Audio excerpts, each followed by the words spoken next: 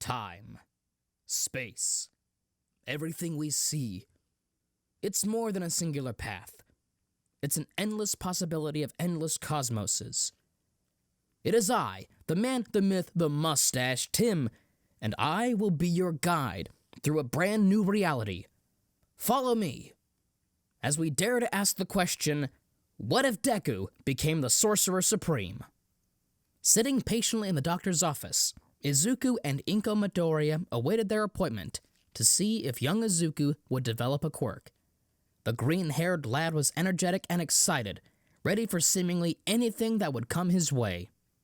Maybe I'll get fire breathing, like Dad, or make stuff float like you, Mom. Oh, or maybe I'll get super strength, like All Might. Inko, however, was a little less enthusiastic. Izuku was already at the age that most children develop their quirks, or at least show signs of possessing them. But so far, he'd shown nothing, not a hint of power. Normally, she wouldn't be bothered by all this. After all, he was her son, her baby, and she'd love him until the day she died, quirkless or not. But that was how she'd felt. Izuku worshipped heroes. He wanted nothing more than to develop a strong quirk and become a pro, just like his idol, All Might. But without showing any signs, that was becoming unlikely.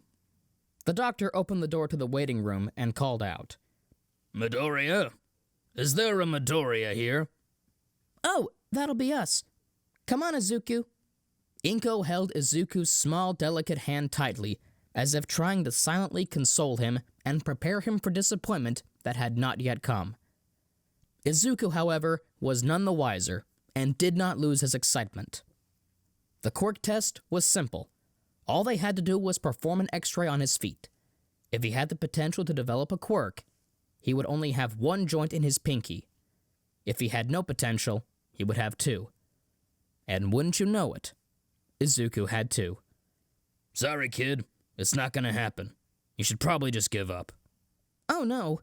So you think something's wrong? Most people develop their quirks by now, or at least show signs," Inko pleaded. "Well, it's not necessarily that something is wrong with him. According to my records, it says here that you are a 4th-generation quirk user. What are you and your husband's quirks, if I may ask?" "Well, I can float small objects towards me, and my husband can breathe fire. They're useful enough, I suppose." Well, normally Izuku would have developed one of those quirks, or a combination of the two by now. But after looking at his X-rays, I don't think he's going to. You see, when quirks first came into being, there were many studies performed, and it was discovered that those with quirks had only one joint in their pinky toe. Their bodies have evolved into a more streamlined version of the human form. But as you can see here, Izuku has two joints in his pinky toe. The doctor tapped on one of Izuku's X-rays with a ruler, indicating the presence of two visible joints in Izuku's toes, and further confirming his statement. Izuku had two joints. He would not be developing a quirk.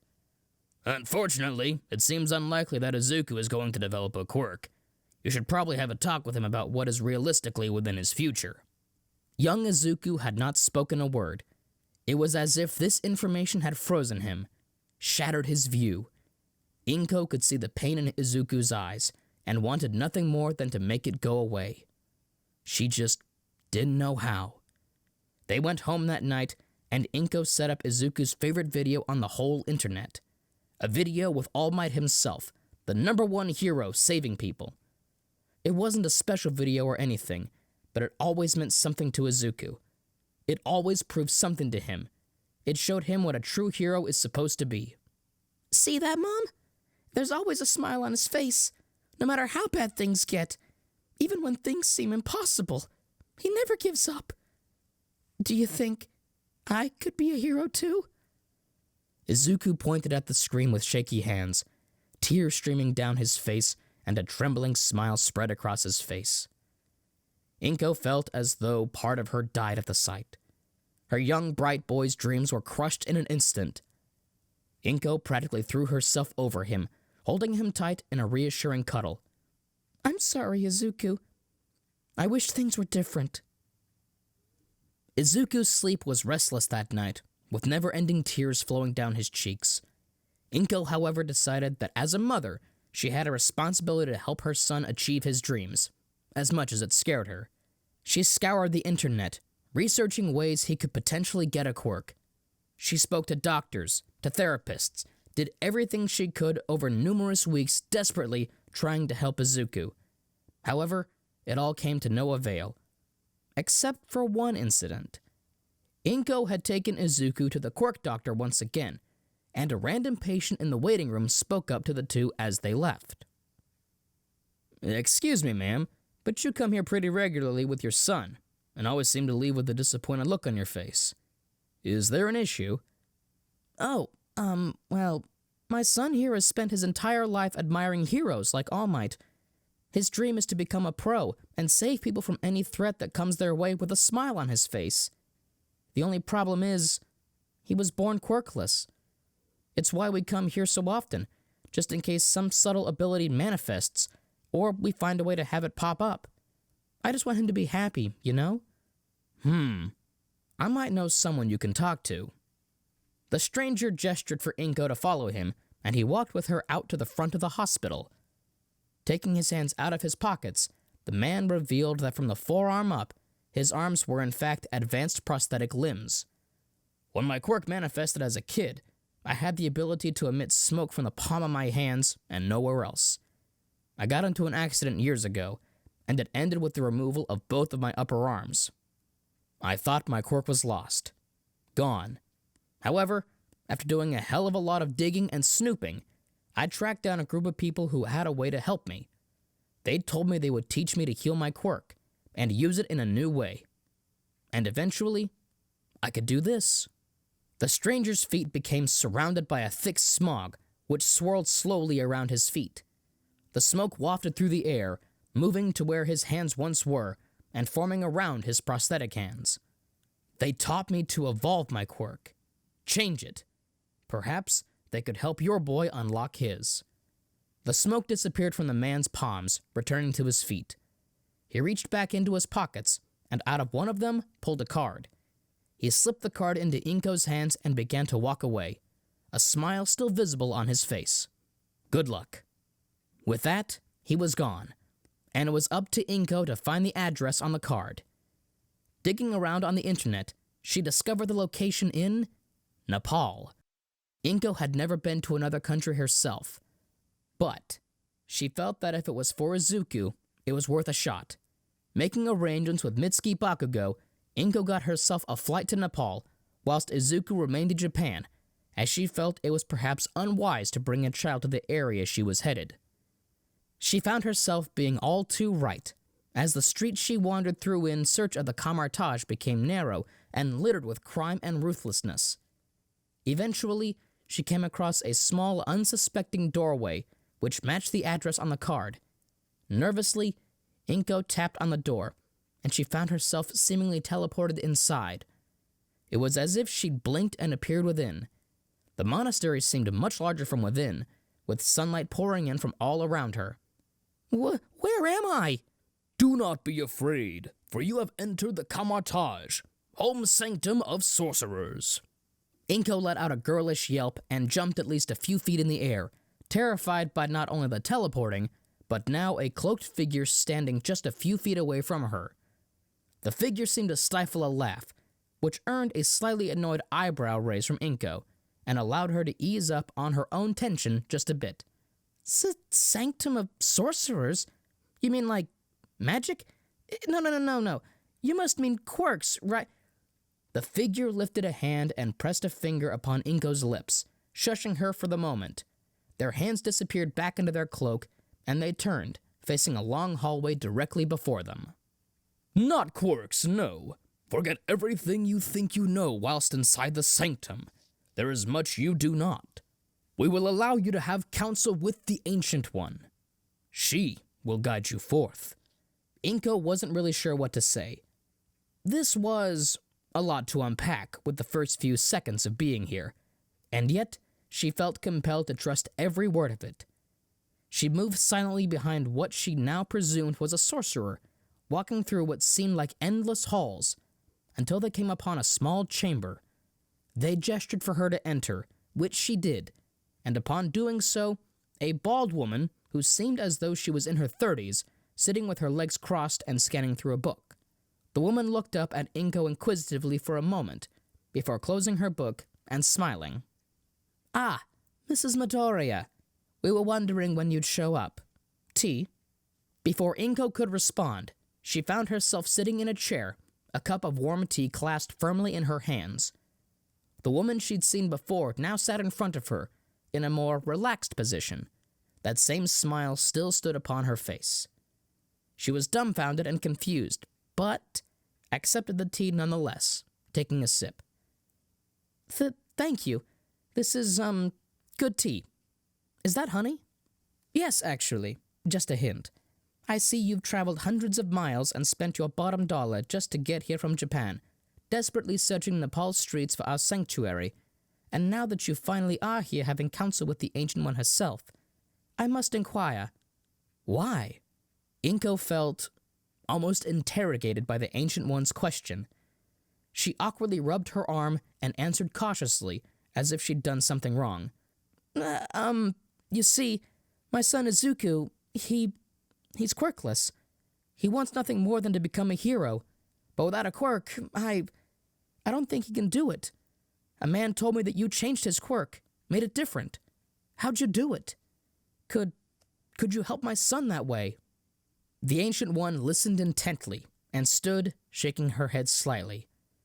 She gestured to her right, and a book seemed to float to her hands, the cover appearing both new and ancient at the same time. "I'm afraid you're mistaken. We've helped him, yes, but we did not change his quirk. The man you speak of had no need to change it. His body merely needed a way of fixing itself. I convinced him that he could still use his quirk, and he healed himself. It's as simple as that." "You mean his quirk disappearing was psychological?" Inko asked, dumbfounded. "Not exactly. His quirk had always manifested within his hands, and once they were gone, it was nowhere to project. However, the framework of his quirk still remained. All it needed was to be relocated. With little help and convincing, his body did most of the work. You see, we do not operate under your typical medical sciences." The Ancient One gestured into the air, and once again, Inko seemed to teleport into a different room. This one slightly bigger, and more open, with light pouring in from every angle, and a large open doorway ahead that led into a grand courtyard where numerous sorcerers were seen training. "You see, Mrs. Midoriya, we teach an art not bound by the larger world's restricted, realistic worldview. What we do is in itself a science that can be taught to those worthy of it.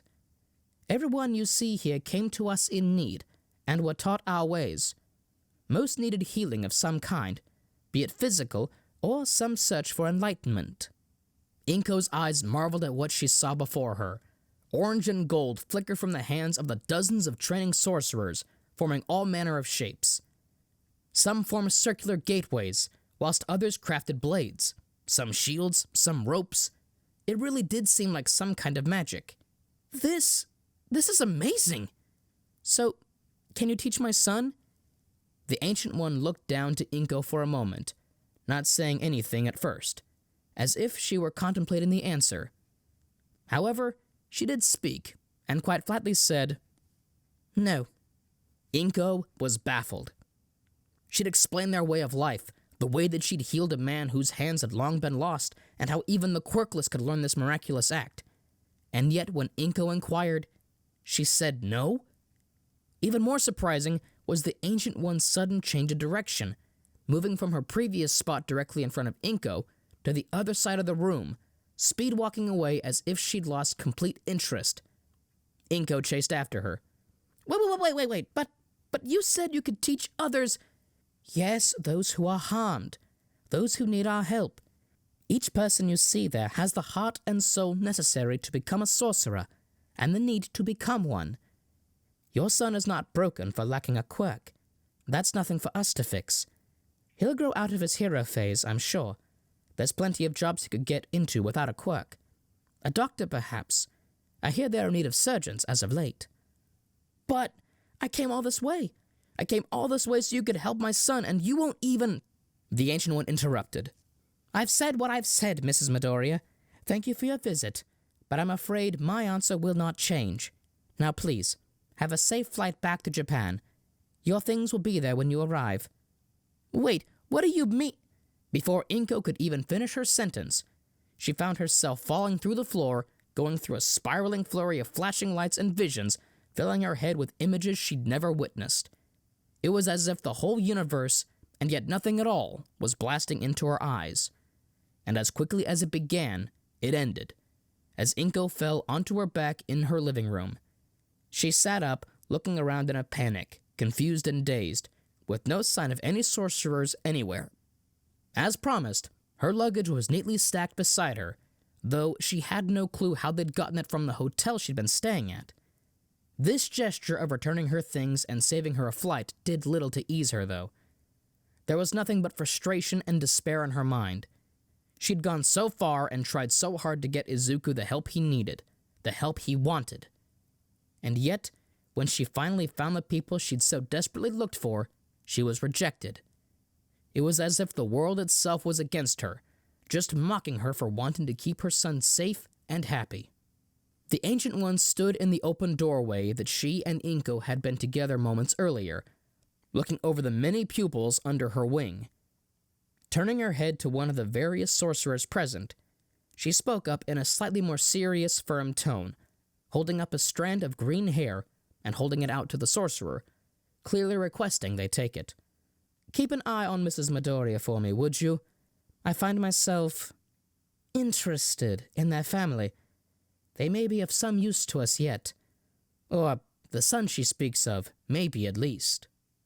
Fast forward 10 years, and Izuku Midoriya is now a 14-year-old boy sitting at his desk at the end of class, after a day of continual ridicule from his classmates. Their teacher had made the grave mistake of mentioning his application to UA, and as a result, Bakugo lost his cool. He and the entire class reminded Midoriya that without a quirk, he'd be nothing but a liability, that they'd never accept someone like him when they could have someone like Bakugo. And part of Midoriya honestly thought they were right. But it did no good to dwell on it. All he wanted to do now was scribble down the events of the day in his notebook and fanboy over the latest hero news. His nerd out was cut short, however, when a familiar blonde-haired boy snatched Midoriya's notebook from his hand, waving it tauntingly above him. "What do you think you're doing, Deku? We're not done yet." Very funny, Kacchan. But hey, just give me back my notebook, all right? Midoriya's sentence was cut short by the blonde, as he slammed the notebook between his hands, and a small explosion torched the notebook, leaving it charred and burnt. To add insult to injury, Bakugo threw the book out of the window, a loud splash audible as it presumably fell into the water. "What are you doing, Kacchan?" "Here's a little word of advice, nerd. Don't even think of applying, or else." It was already clear that Midoriya was hurt by Bakugo's words, even more so as his goons continued to rattle on about how pathetic he was, even as they were leaving. Just to hurt him a little more, Bakugo turned to Midoriya and spoke one last time. "You know, if you really want to be a hero, there might be another way. Just pray that you'll be burned with a quirk in your next life and take a swan dive off the roof of the building." Midoriya turned to Bakugo with an angry expression on his face, about to throw an insult or rebuttal back at him. For a moment, he felt so angry. And yet, when Bakugo glared back, bright crackling in his palms, Midoriya quickly gave up and cowered in fear. He'd kicked himself a small bit for that, and begrudgingly retrieved his now burnt and soaking notebook from a pond outside. This wasn't a new incident. Bakugo had been like this for a long time now. Having a quirk changed him so much, made him more self-absorbed. It hurt, but Midoriya could handle it. He'd gotten used to it over the years. Walking home with a gloomy look on his face, he came to a stop before walking under a bridge and letting out a sigh. "I can't stay gloomy all day. No, I won't listen to him. I'll keep trying no matter what comes my way," Midoriya thought, clenching his fists tightly and beginning to walk through the bridge. He let out a confident laugh, an imitation of his idol, the #1 hero, All Might. He strode confidently through the tunnel, full of energy and confidence, unlike he'd ever had before. All that confidence was shattered, however, as he saw a dark shadow loom over him. He turned his head and saw before him a writhing, gelatinous pile of ooze, forming into the shape of a crude face. Eyes and teeth appeared upon its front, and it loomed over him, beginning to speak. "You'll make a perfect skin suit for me to hide in, kid." Midoriya let out a yell and began to run. It was as if the world went in slow motion, each footstep feeling like it took a century to meet the ground. The sludge villain was gaining on him, mere feet away. He was going to catch him. Was this how Midoriya would die? The sludge villain was a split second away from him, about to throw itself upon him, when, for a split second, he could have sworn he saw a bright orange light ahead of him. And then, he was gone. Midoriya found himself confused and on the floor? He sat up and looked around, seeing that he was not where he was before. He wasn't far, only a few streets away, but it was still a fair distance that he'd seemingly traveled in an instant. Rising to his feet, Midoriya scratched the back of his head in bewilderment. Had he hit his head? Was it a hallucination? Perhaps he'd fallen asleep and fell over on his way home. It didn't make much sense, but what else could have happened? His attention was caught soon, however, by a loud explosion, and the sight of rising smoke not too far away. Midoriya was immediately interested and began to run quickly through the streets. A crowd became visible, blocking what appeared to be a large fire. Once he pushed through, however, it became clear what was happening. It was Bakugo. He was being attacked by the sludge villain that attacked him earlier. The fire, the explosions, it was all the result of Bakugo fighting back. The heroes seemed like they were struggling, all rushing in to help and being swatted away by a mass of slimy tendrils. No one was able to help. Bakugo looked like he couldn't breathe, like he was dying, like he needed help. Without thinking, Midoriya ran through the crowd, forcing himself in front of everyone. His feet moved without him even beginning to think. It was nothing but instinct. Noticing Midoriya sprinting towards him, the sludge villain swung a tendril towards him, only to be blinded momentarily by Midoriya's bag hitting him in the eye. Midoriya's last-second throw caused the swing to miss, and Midoriya got in close, tearing at the sludge desperately, trying all he could to release Bakugo. The brief moment of distraction allowed Bakugo to breathe once more, gasping for air, and glaring at Deku in both frustration and worry. "What the hell? Why are you here?" "I don't know. My legs, they just started moving. Kachan, I couldn't just stand there and watch you die." Bakugo began to be engulfed once again by the sludge. His breathing became restricted once more. Midoriya was pushed back by the recovering villain, who glared down at him with an infuriated look in its crimson eyes. "Just a little bit longer, and I'm done playing with you!" The villain screamed at the top of his liquidy lungs, slamming a hand down towards Midoriya with incredible speed. Midoriya raised an arm in defense and closed his eyes. A loud boom was heard, and plenty of wind was felt, but no impact. Midoriya opened his eyes and saw that the blow had been caught by none other than All Might. His hair seemed off, more crooked than normal. His smile, too, seemed a bit forced, and his shirt more torn up than it should have been. However, he remained strong and defended Midoriya from the blow, seemingly without breaking a sweat. All Might pushed Midoriya back, grabbed Bakugo with his left hand, and reared back his right fist before yelling at the top of his lungs, "Detroit Smash!" Within the blink of an eye, Bakugo was freed from the sludge villain, as All Might's punch caused it to blow completely off of him and all apart over the surrounding area. Incredibly strong winds blew through the streets. A small tornado formed where All Might stood. It was as if a god had struck down upon them, the sheer force of the blow causing clouds to roll in, having rain spill down across them. With his victory clear, All Might raised his fist to the sky and the crowd went wild. Pride filled the air as celebration rang out. All Might's gaze loomed down to Midoriya, and his smile, for a moment, shone in thankfulness. "Young man, you have demonstrated great heroism today. Thank you for your efforts. You should be proud. But please, be more careful in the future. You could have gotten hurt." Thank you. I'll be more careful in the future." Bakugo said nothing to Midoriya at the time of the incident. He merely side-eyed him, as if judging him for his heroic actions. Midoriya was questioned and ridiculed heavily by various heroes on the scene, whilst Bakugo was praised. Once the boys were looked over and no injuries were found, they were permitted to go home. Midoriya walked home alone, going over the events of the day in his head. He'd nearly died trying to save Kacchan, and probably proved how useless he really was. But at the same time, he'd been praised by All Might, his idol. Perhaps he wouldn't become a hero, but at the very least, he could start to think realistically about his life, with the knowledge that his idol had acknowledged him. Or that was the plan. Midoriya's ears perked up, however, at an oddly familiar fizzing sound and the bright shine of an orange light.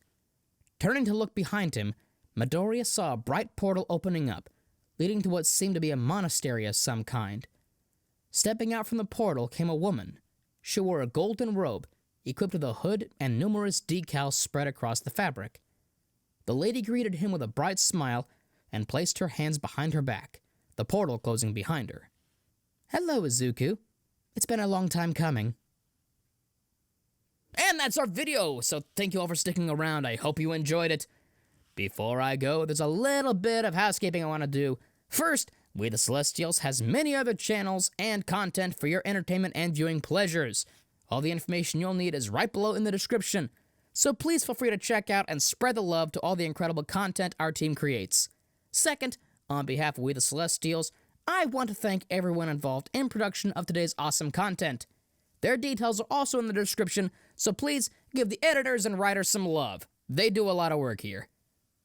That's it for today's video, so thank you all for watching and have an amazing day. And as always, be kind to yourselves, be kind to others, and stay awesome. This has been Tim, Mustache out.